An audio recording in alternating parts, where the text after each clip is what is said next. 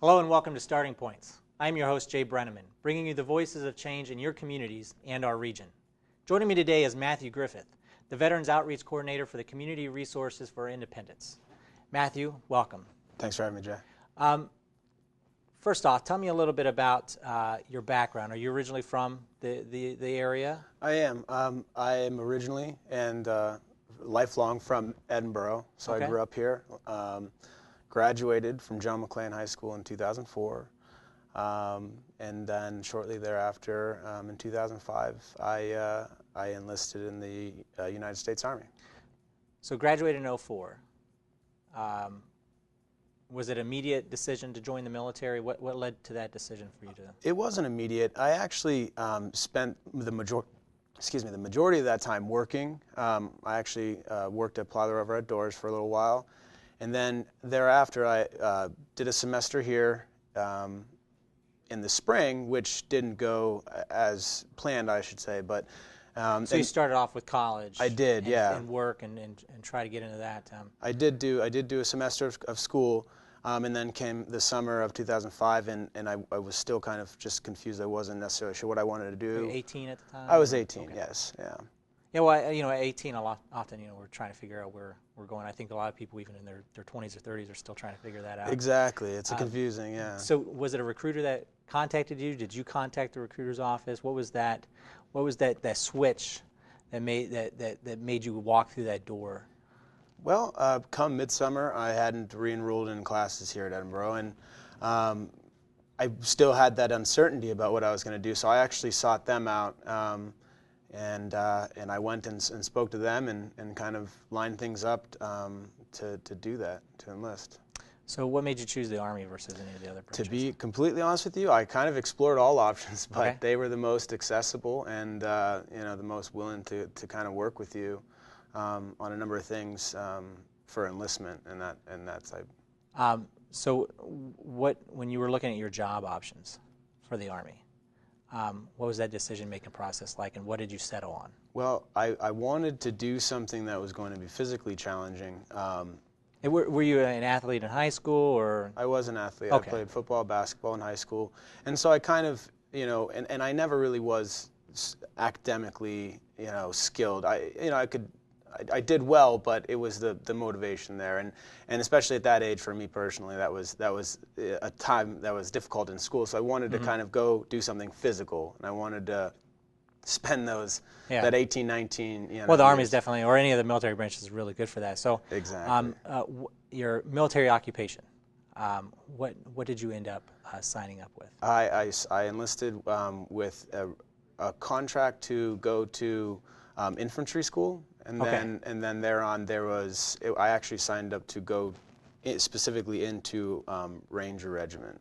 So you were looking at you were looking at really the most the biggest challenge that you could face, not only just joining the military at a time of war, but to choose the job that is most associated with frontline battling, the infantry, and then the additional the challenge, the difficulty, but the prestige of the Ranger Regiment, and was it a smooth process for you doing that? Was it? Were your expectations initially? I think met? Uncertainty is a thing that I carried, just in general of what I had to complete before I could get to the end state. So there was always that question of whether I'd be able to do it, but it met the expectations of every step kind of being incrementally harder, and everything you got was that challenge. Yeah, everything was challenging from the start, especially being different from civilian life. Going into something like that, basic training has its own difficulties, and then airborne school has its own. School. Yeah. So jumping out of airplanes and. Yeah, it's everything has its slow rise and difficulty. Just briefly, a segue. When you were in for what, 4 years? 4.5 years. 4.5 years. So, did you come home at all during that time, like after training or before? Yeah. And what was that experience like? To go so quickly, when you came back home, you're still, you're a soldier, you're a ranger. Yeah. What was that like when you came back and you saw your friends or your family? Did you feel, were things different? Were they the same? Yeah, I think that people look at you differently, and there's just an overwhelming amount of support. Yeah. And that goes, across the board from Well, friends. what was that your connection? How did you feel? I felt, I felt proud of what I was doing, because I'd never done anything like this before. It was always kind of under the roof of, mom and dad, and it was kind of a first step out into the real world, and kind of to make my own choices for my own self, and kind of choose my path. So that's, I feel like, was the defining moment of how I was proud and what I was proud of, is that I had chose this, and it was a path that I had picked. Did you have any family history, military service? Was Yeah. there were they steering you towards that? Were they steering you away from that? I mean, we were at a time of war, and parents, Yeah. Naturally, your kids sign up. You're like, oh my gosh, you're going to go out in danger. Was there that element to it? The caution, the proud yet cautious parent, or? Yeah, and I think that's probably common with parents, whether they were in the military or not in the military. My dad was a Marine during Vietnam, and he was kind of against it. My mother, obviously, she had her own issues with it.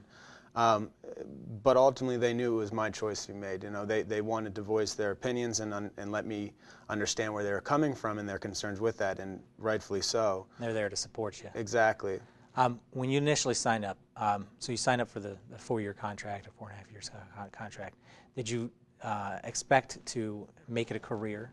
Did you expect to just do the one tour and then come back? Like, what were your thoughts? Did you have any thoughts? Were you just playing it by ear? I really kind of went in with no expectations at all, just except to do my best and whatever I was given the job of doing, and that's all I could really ask of myself, and that's all I could really expect. And I knew there would be, difficult times, but also rewarding times as well. So I just kind of carried those along with me too, but no real serious expectations of making it a career or anything like that, because I really hadn't had a taste flexible for it. and, yeah.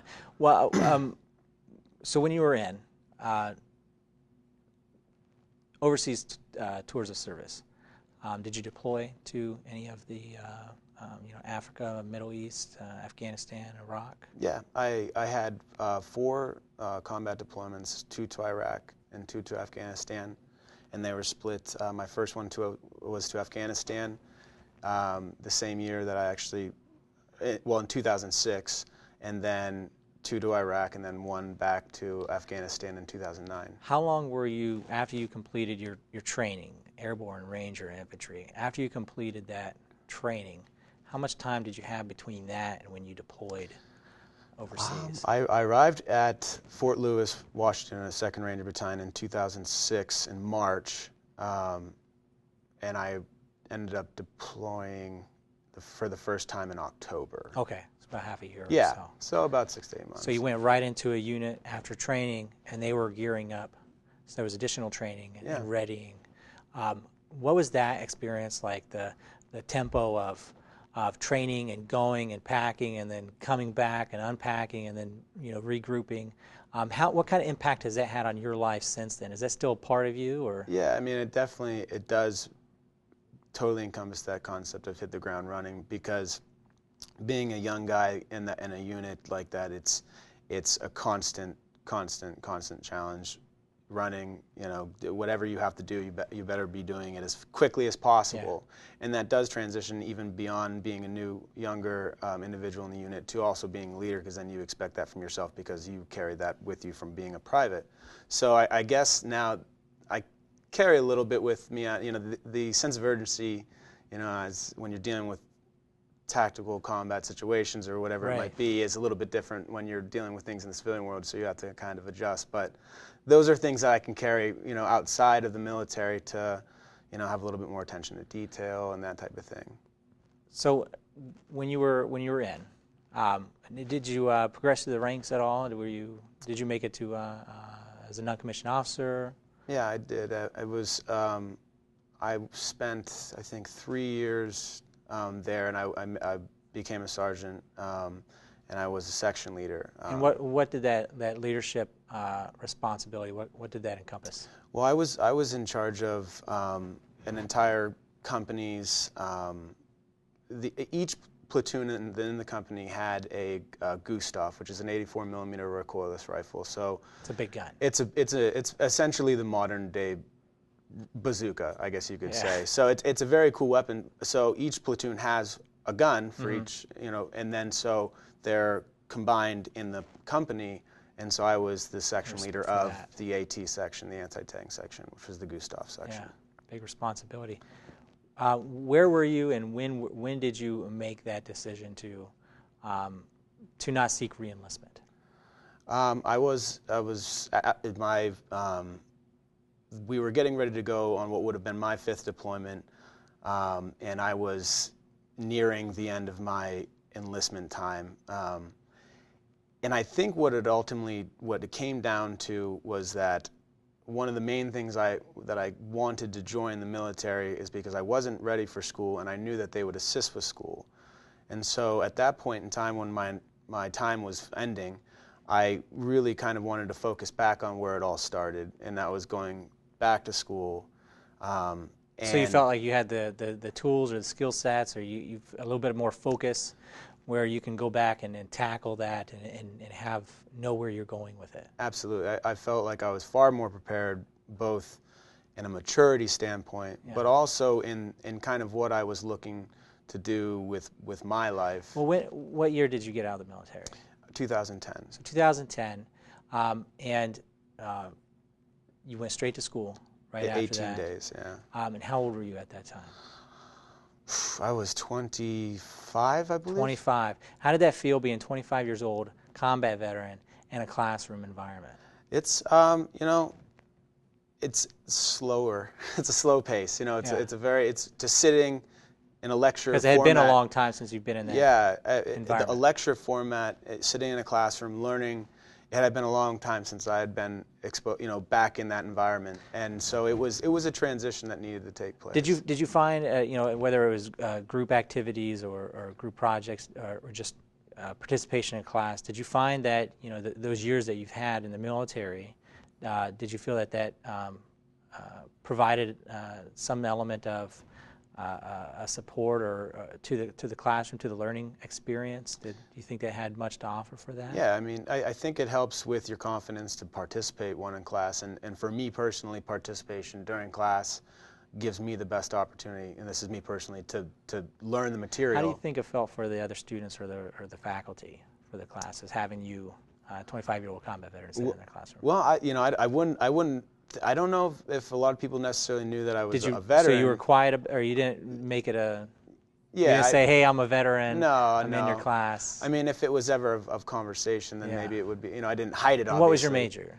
Psychology. Psychology, okay. Yeah. And in the coursework, did any of the subject or topics of war or military, did that ever come up? Yeah, oh, absolutely, definitely. What was that exposure like? So, here, I mean, did you talk about, were any of the conversations going about the returning veteran or just the impact of military service on?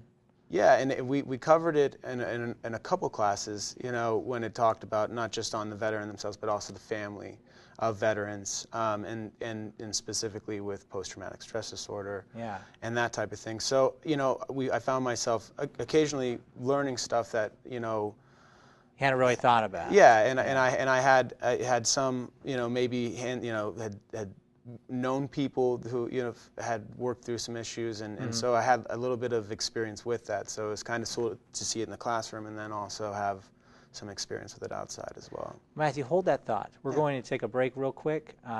Again, we're with Matthew Griffith of CRI, and we'll be back after these messages.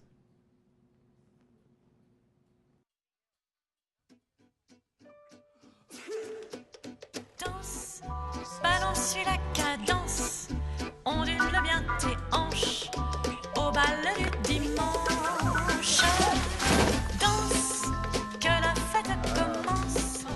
Dans ma belle robe blanche, je suis ton chou, ton You didn't give up on sex. Don't give up on birth control either. There are more methods than you think. Find yours at bedsider.org.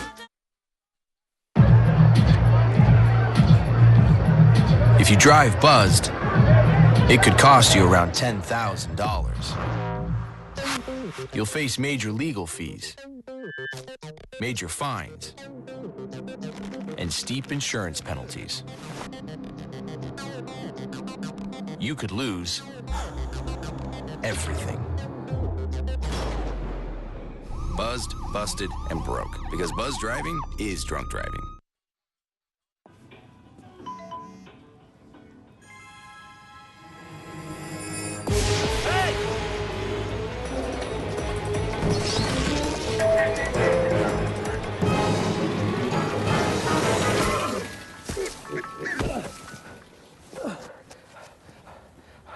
So, same time next week?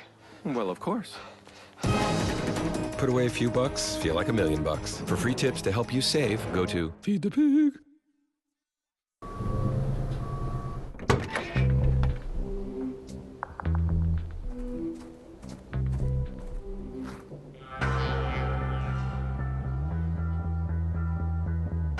When you throw away money on wasted electricity,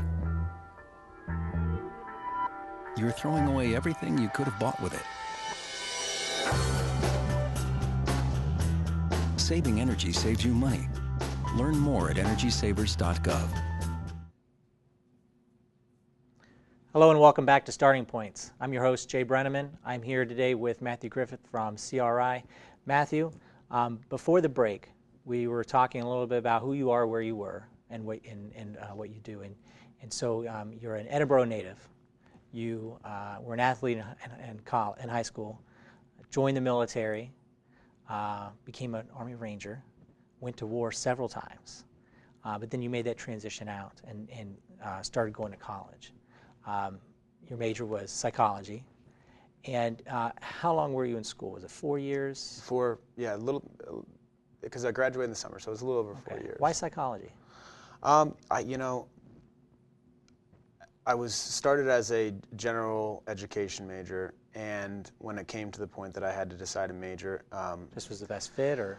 For me, I found it extremely interesting, and it was something that I wanted to learn more about. And it wasn't gonna be just the general educations that were gonna fulfill that. I wanted to kind of get a little bit more in depth with it. So, was there a specific condition, issue, population that you were interested in? No, I more or less, I like the idea and the concept of how we as individuals, learn, specifically learning. I always thought that was an interesting aspect of psychology, but nothing real specific outside. Just wanted to cover all bases, really. And so when you're coming up to graduation, what was that shift like? Were you did you have any issue or trouble finding work? Did you how did you end up at CRI? Was it did you bounce around with jobs? Did you go straight to work out of college to CRI? Yeah, well, I worked a little bit while I was going to school, and then they had opened. This is the program that they started at CRI, the Veterans Outreach Program, was going to be a new program, and they wanted. Real quickly, so CRI provides what services? Well, we provide attendant care services to people with physical disabilities in the community to allow them to live independently. And then also, and how big is that need? That's a very large need, and specifically, Pennsylvania is a very good state for that too, because it's very broad in the services that are offered in that category. So it's a great need across this country, across the state of Pennsylvania, and also across the country as well. So they had a program specifically for disabled veterans? Not specifically disabled veterans, but any veterans who were seeking any type of assistance at all, whether it could be advocacy, life skills, information referral. And so that's what we wanted to do, is utilize some services that we already offered in the Center for Independent Living at CRI. And instead of having a focus on individuals with disabilities, my job as a Veterans Outreach Coordinator was to target the veteran demographic and give them those resources at their fingertips. What was that experience like? How easy is it to reach, or has it been to reach the veteran community? What was did you have any preconceptions ahead of time? Say, it's going to be this easy, or this is how I'm going to. Did you run into roadblocks? What was that experience like? It's not difficult, but it's initially to get the word out is difficult. There's a lot of roadblocks along the way of spreading the word of what you're trying to do, and mainly it was networking with other veterans organizations that really kind of allows you to broaden your base of people you can help ultimately. Because a lot of times, and what I've found with veterans is if they are in need of something, they sometimes might not necessarily call you. You know, you have to be informed by, referred by somebody else, or, they're might not be as willing to ask for that help. So that's, and especially the older veterans, and that's really the demographic that I've found that are seeking out the services at CRI, is that, they're not necessarily the first to jump to ask for, help here or services here. So, well, as a veteran, and jumping in both feet forward on this, and talking to and working with veterans from different eras, what's that experience that you've had with being maybe a younger vet working with older vets? Was there a natural connection, or was because there's a generational difference? Yeah, absolutely. But you have something that connects and binds. And that's kind of the key thing that always is underlying. Even if you're talking to someone who's 30 years your senior, and served in the Marine Corps when you're in the Army, there's always that underlying connection that you're a veteran and he's a veteran or she's a veteran, and that connection is made regardless whether you're an airman, or in the Navy, or whatever you did in the military. You both had a common goal, and that really connects veterans of all branches and generations, really. And that's kind of a neat thing to see when it really starts working out, when you can sit in there with a Korean War vet and sharing similar stories generations apart. It's kind of a cool experience. Well, so I mean, with psychology, I imagine there's only so many different fields you would or places that you would end up working.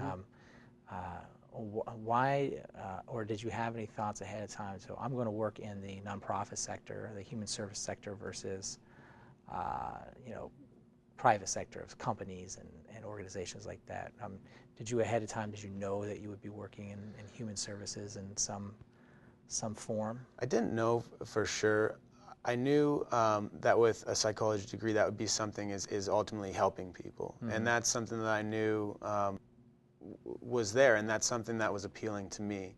And when given that opportunity to take that, I whether it was a nonprofit or private, I feel like I was ready and willing to kind of step into whatever position that I could help other people. And nonprofits are a great way to do that, and they're a great way to get your foot in the door to kind of pursuing a profession and serving the community, and it's a cool place. Let's talk about that briefly. So, how hard was it to get your foot in the door to work in this sector?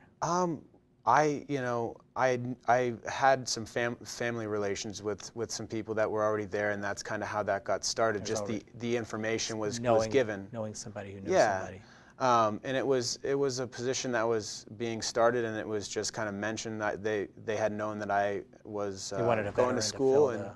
What's that? They wanted a veteran to fill. Yeah, exactly. It was one of the things they wanted to do is, if they're going to have this Veterans Outreach program, they wanted to put a veteran, in that position to serve those veterans. And so it was mentioned that with the school, it was kind of connecting, and so yeah, it was offered. What kind of advice would you offer other veterans or young people who are graduating from college and they want to get into the human services sector, they want to work in nonprofits? What type of advice would you offer them to maybe give them a little heads up or prepare them? Well, I would say the big thing is to always understand that not every case is an individual case, and so you might have a far better outcome than others, because sometimes I think within that field you could be working down a path it's just going to drain you in a sense. Yeah, well, it's exhausting. It is, and it can be. And I think that the big thing to remember is that you can't win every single, you know, battle ultimately, and you just have to focus on the wins and the ones that you can win. And the long view. Exactly. Yeah.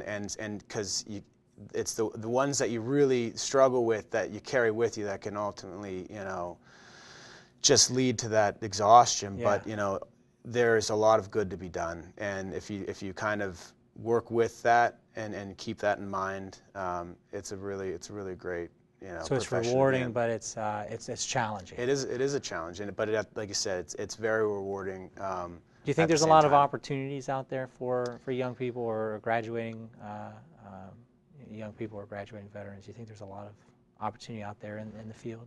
In specifically this field, I think whether it's just veterans or not, or just serving those that are in need in the community. Yeah, and I think there is you know, options out there in that field for people that are just coming out who are looking to get into social work.